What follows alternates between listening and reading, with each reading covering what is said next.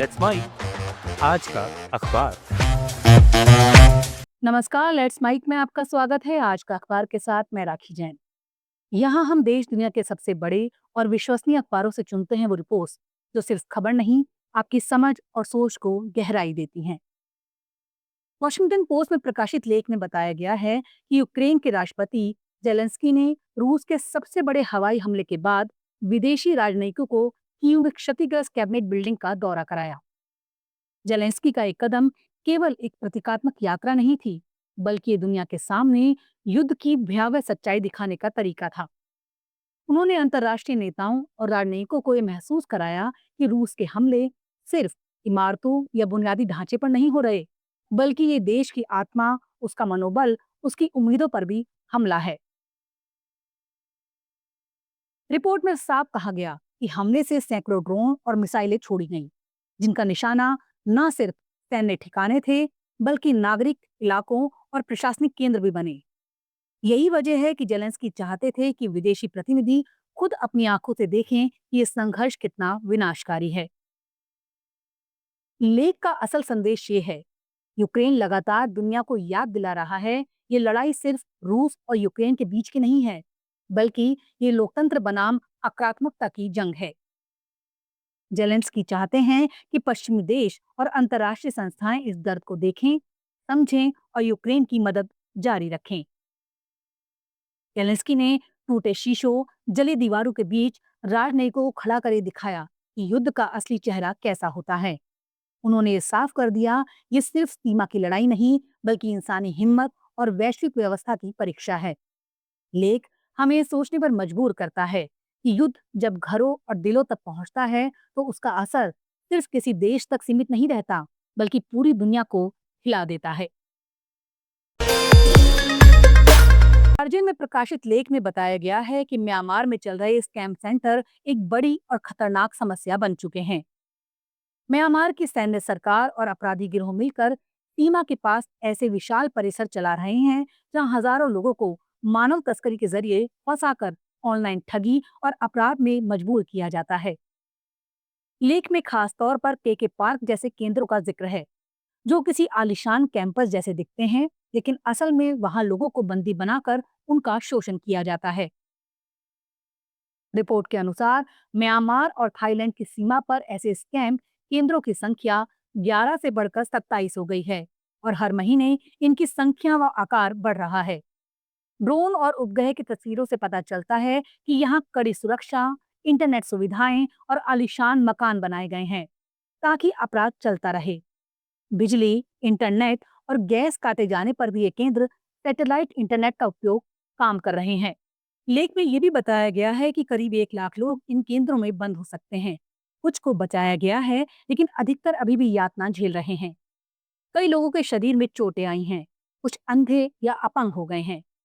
एक पीड़ित ने बताया कि उसे झूठे नौकरी के लालच में यहाँ बुलाकर रोजाना सैकड़ों लोगों से ठगी करने के लिए मजबूर किया गया।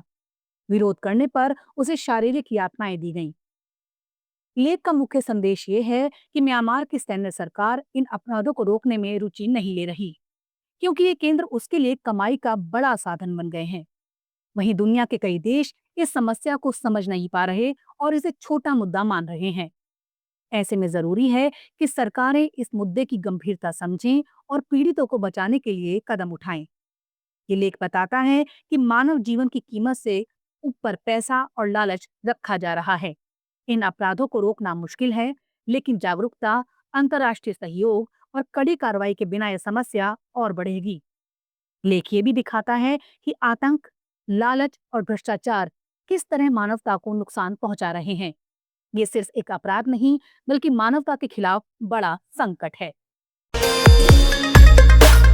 द न्यूयॉर्क टाइम्स में प्रकाशित लेख में बताया गया है कि पार्किंसन जैसी बीमारी केवल उम्र बढ़ने की वजह से नहीं होती, बल्कि हमारे आसपास मौजूद जहरीले रसायनों से भी इसका गहरा संबंध है। खासकर पैराक्वाट जैसे कीटनाशक, जो खेतों में बड़े पैमाने पर इस्तेमाल होते हैं, बीमारी का खतरा बढ़ा रहे हैं।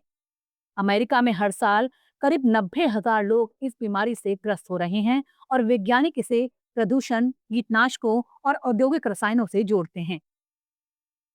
लेख में बताया गया है कि पैराक्वाड का इस्तेमाल अभी भी अमेरिका में जारी है, जबकि यूरोप, चीन, ब्राजील जैसे कई देशों ने इसे बैन कर दिया है। कंपनियां मुनाफे के लिए वैज्ञानिक प्रमाणों में मौजूद खामियों का फायदा उठाकर अपने उत्पादों को बेचती हैं। पहले तंबाकू, एस्बेस्टस जैसी चीजों में भी यही खेल हुआ था। लेख में दो वास्तविक घटनाएं बताई गई हैं। पहली, एक व्यक्ति जो किशोर उम्र में खेतों में कीटनाशक छिड़कते हुए इस बीमारी से ग्रस्त हुआ। दूसरी, एक मशहूर बास्केटबॉल खिलाड़ी जो बचपन में जहरीले पानी के संपर्क में आया और बाद में पार्किंसन से पीड़ित हुआ। ये उदाहरण दिखाते हैं कि बीमारी केवल जीन से नहीं बल्कि हमारे पर्यावरण से भी जुड़ी है। लेख का मुख्य संदेश है कि भले ही वैज्ञानिक प्रमाण पूर्ण ना हो, फिर भी इन रसायनों से बचाव जरूरी है। नीतियां ढीली हैं, कंपनियां मुनाफे को प्राथमिकता देती हैं और सरकारें कई बार आम लोगों की सेहत से ज्यादा कंपनियों के हितों को ध्यान में रखती हैं। ऐसे में हमें खुद सावधानी बरतनी चाहिए, जैसे कि जैविक भोजन खरीदना, प्लास्टिक की पैकिंग हटाना और जहरीले रसायनों से बचने के उपाय अपनाना। ये लेख पर्यावरण स्वास्थ्य की बड़ी चुनौती को सामने लाता है। ये बताता है कि वैज्ञानिक अनिश्चितताओं के बावजूद बच्चों और परिवारों की सुरक्षा को प्राथमिकता देनी चाहिए।